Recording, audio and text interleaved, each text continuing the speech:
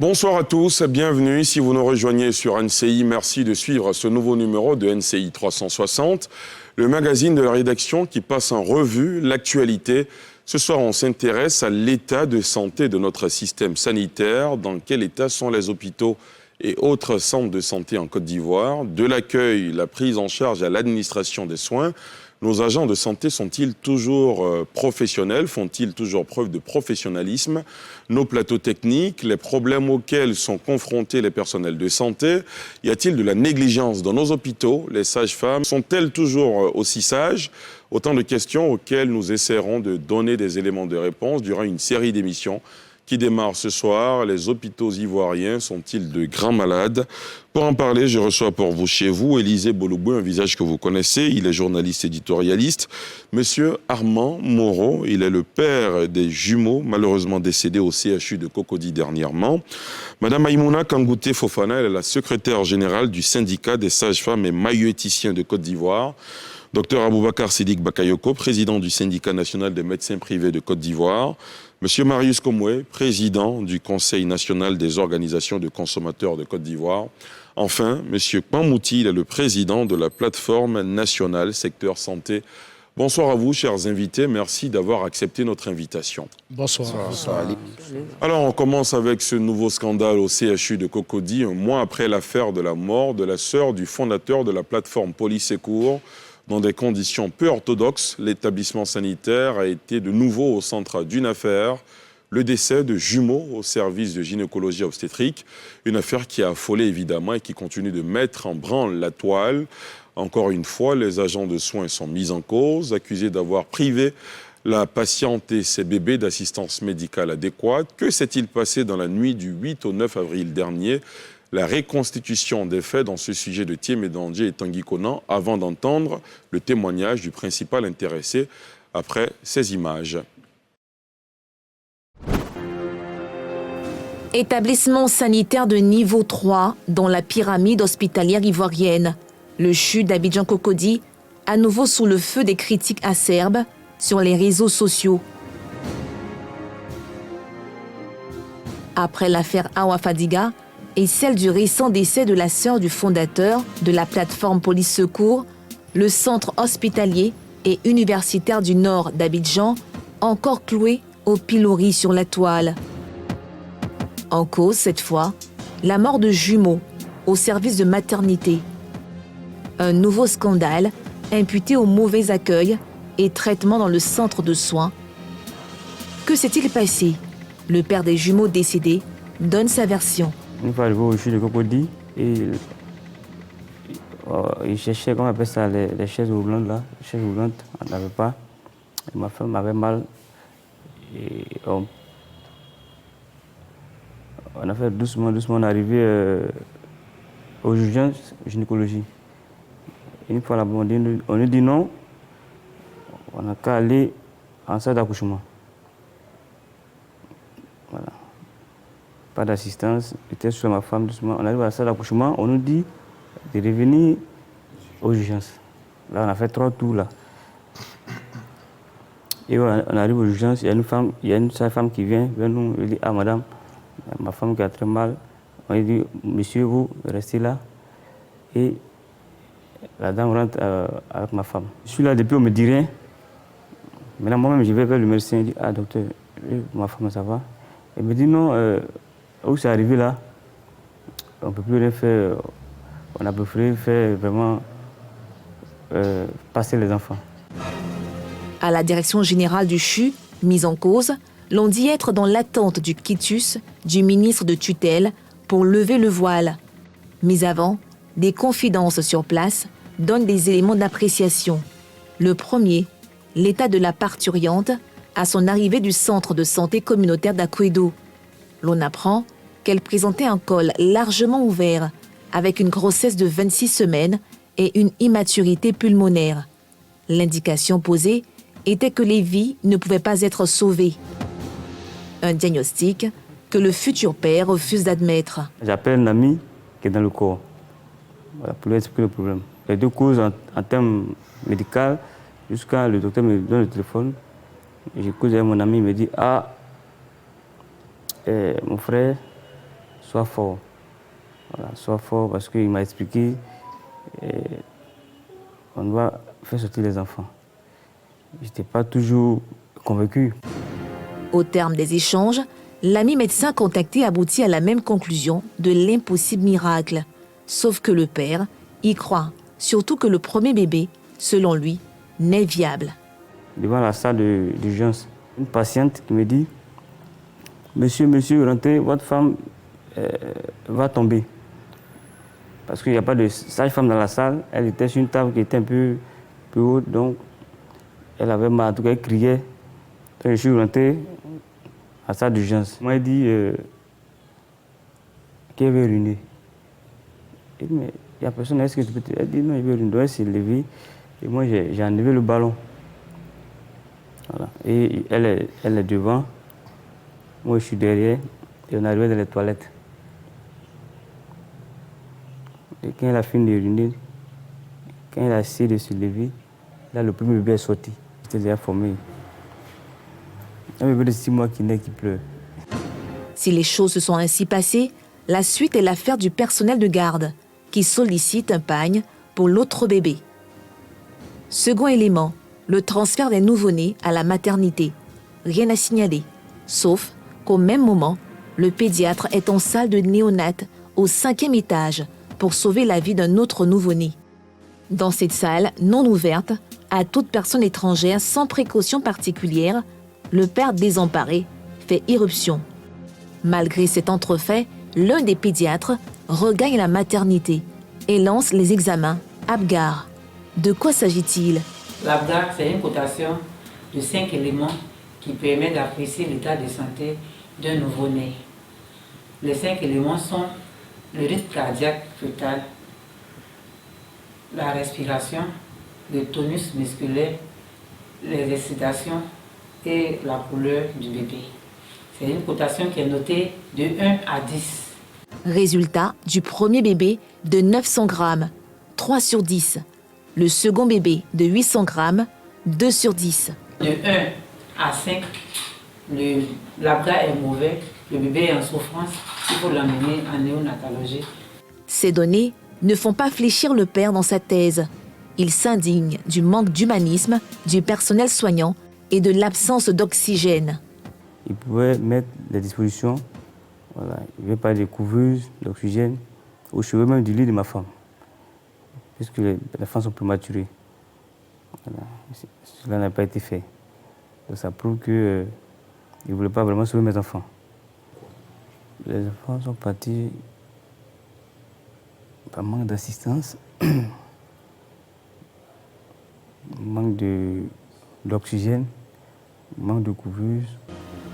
Le hic ici est que le CHU de Cocody, en plein chantier, dont celui de la future buanderie aseptisée, un projet innovant en milieu hospitalier public d'un coût de 400 millions de francs CFA, qui fera disparaître le linge du toit, dispose de 2 unités de production d'oxygène.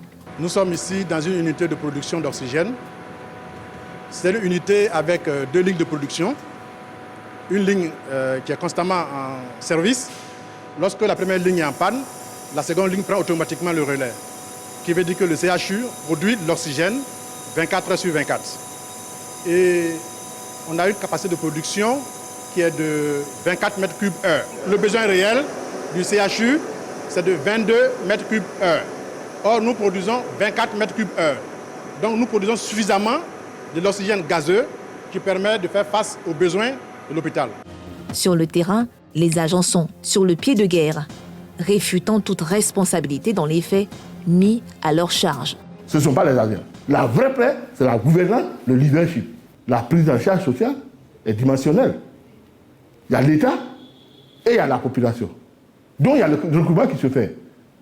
Mais combien de fois on fait rentrer dans chaque structure sanitaire? Pourquoi on ne peut pas faire le bilan? Il faut que la gouvernance change. Il faut qu'il y ait le leadership. Sans ça, on ne peut pas construire une santé véritable pour la population ivoirienne. L'enquête reste attendue pour désamorcer une bombe également entre les mains du ministre Pierre Dimba, qui a reçu le mardi 13 avril le couple Moreau.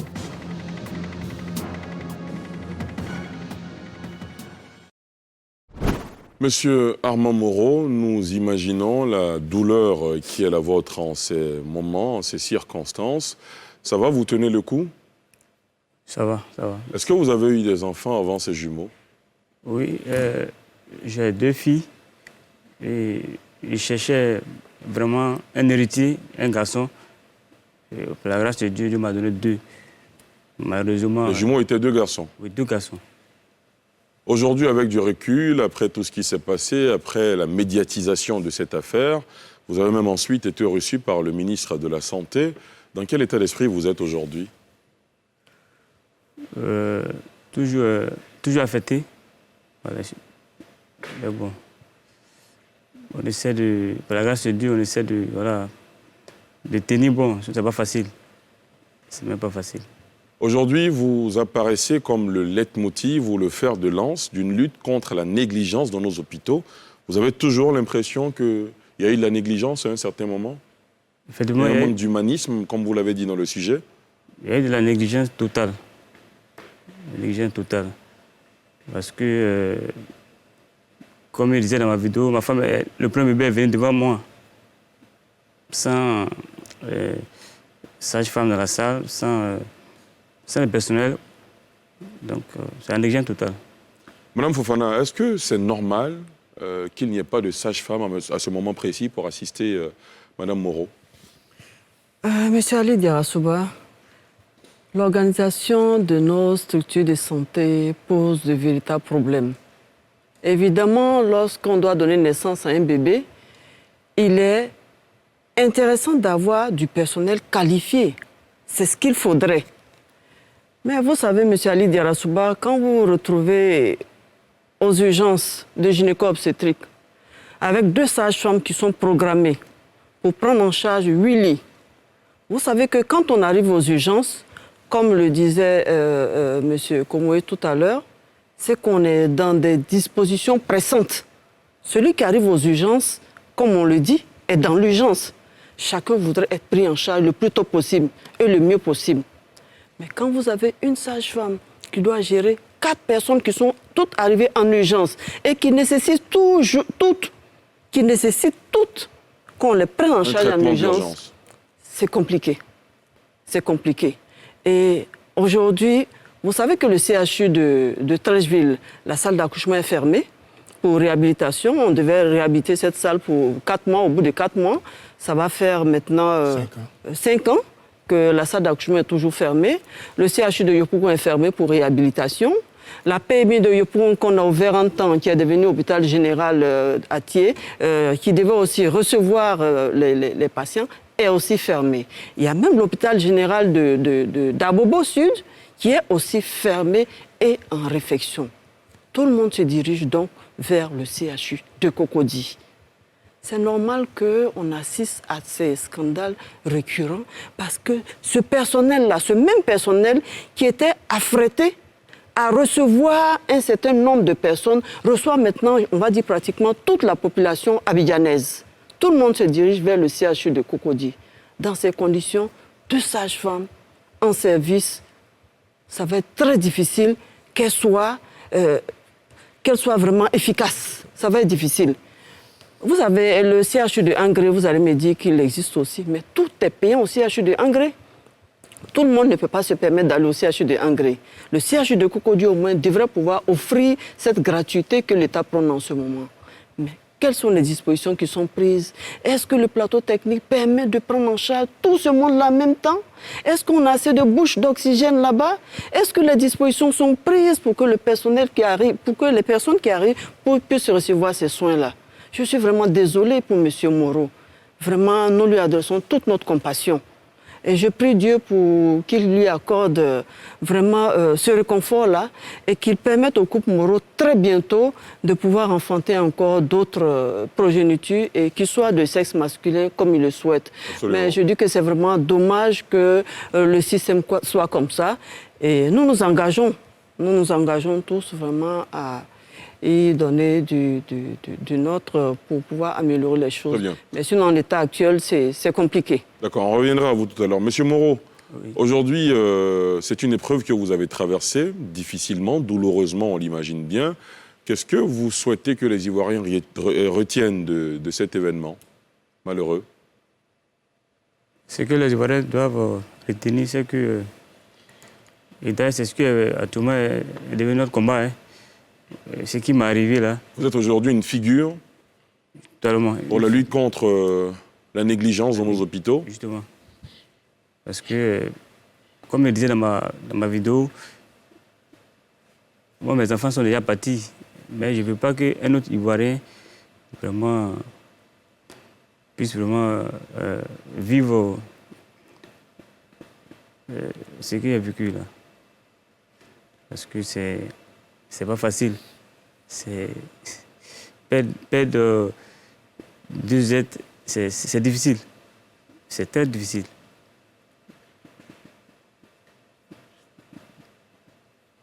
Donc vraiment, ce qui peut dire aux Ivoiriens, que nous soyons vraiment ensemble pour lutter contre la négligence au niveau de nos hôpitaux. Très bien. Élisée? Ok, avant tout propos, je voudrais encore présenter mes condoléances à Moreau. Vraiment sincères condoléances, bon courage surtout. Merci. Écoutez, Madame Kangouté, mon intelligence m'amène à poser cette question suivante.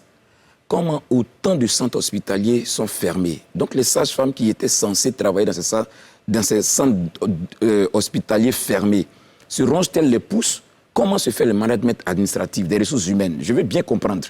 Parce que là, tous ces centres sont fermés et c'est les mêmes dames qui sont au CHU, les 2 ou les 3 dames qui doivent travailler en permanence ou du moins la garde, c'est tous ces mêmes dames-là pour tout ce nombre de patients qui désormais ne pourra plus avoir accès à ces centres fermés, qui revient là. Comment ça s'explique? Comment est-ce que le management des ressources humaines est fait à ce niveau? En d'autres termes, est-ce que les sages-femmes qui sont censées exercer dans les centres qui sont aujourd'hui fermés sont réaffectées dans les centres qui sont ouverts?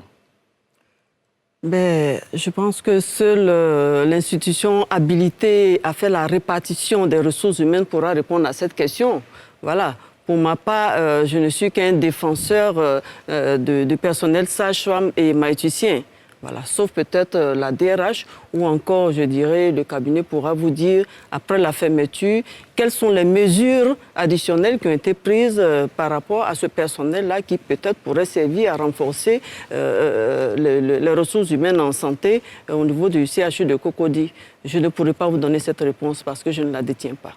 Voilà qui est très franc en tout cas. De toute façon, nous avons convié à cette émission le ministère de la Santé. Pour cette émission, ils n'ont pas pu venir, mais j'espère que pour les prochains numéros, comme nous l'avons indiqué en début d'émission, c'est une série d'émissions comme ça sur le système sanitaire ivoirien pour toucher du doigt nos problèmes et en vue de trouver des solutions. Monsieur Marius Komoué, vous qui êtes le président du Conseil national des organisations de consommateurs de Côte d'Ivoire, quand vous entendez ce témoignage de monsieur Moreau, comment vous réagissez? Toute ma compassion. Cher mien, notre réaction, c'est une sueur froide qui nous coule dans le dos. Nous tressaillons d'angoisse, de peine et de mécontentement à la fois, dans la mesure où, sous nos cieux, beaucoup devrait être fait par rapport au statut de nos États, qui sont en fait des pays pauvres et très endettés. Les gouvernants nous disent que nos pays sont solides, économiquement s'entend. Ce qui reviendrait à dire que lorsqu'un pays comme la Côte d'Ivoire qui tire sa masse monétaire, la masse monétaire de la sous-région en avant, devrait faire profiter à ces populations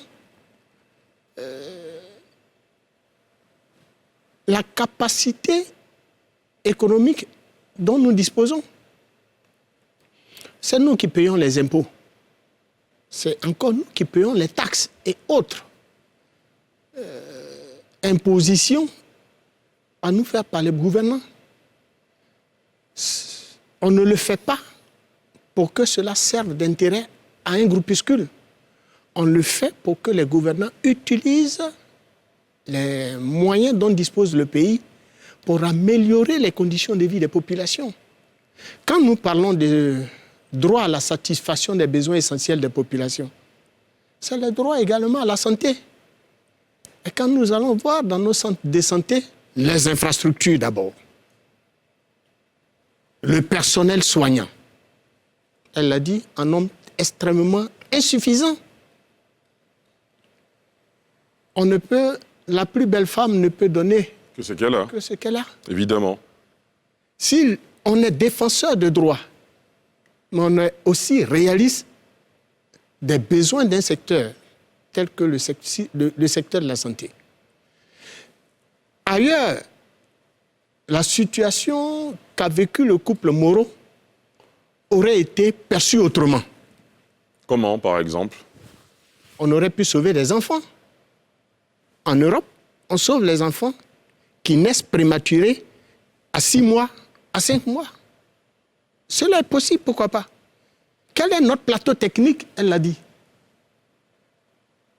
Il n'y avait pas de couveuse ce jour-là.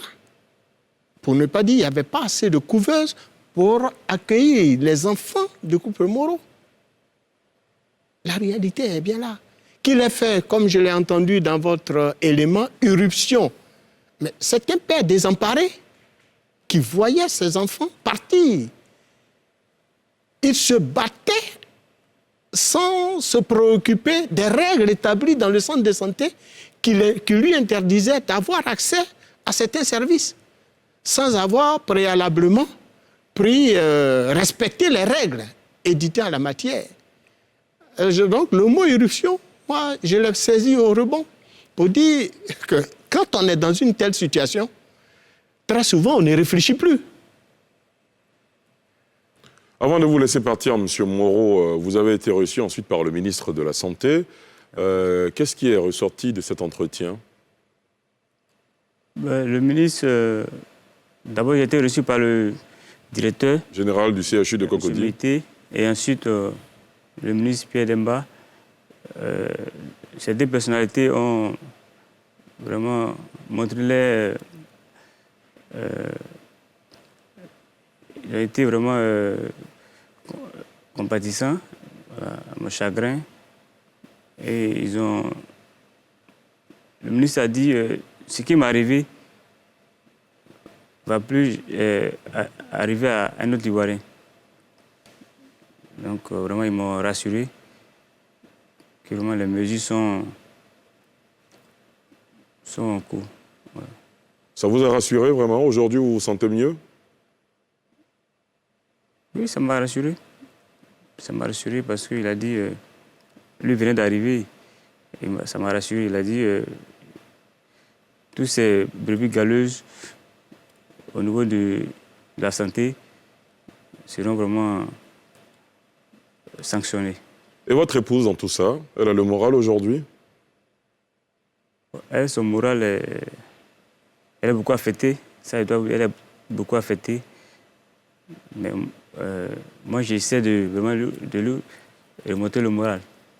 Ce n'est pas facile. Elle est beaucoup affectée. En tout cas, merci d'être venu sur le plateau de NCI 360 pour donner ce témoignage, M. Moreau. Je rappelle que vous souhaitez en tout cas que le cas de vos jumeaux, partis trop tôt, bien trop tôt même, soit un cas d'école en Côte d'Ivoire afin qu'un tel drame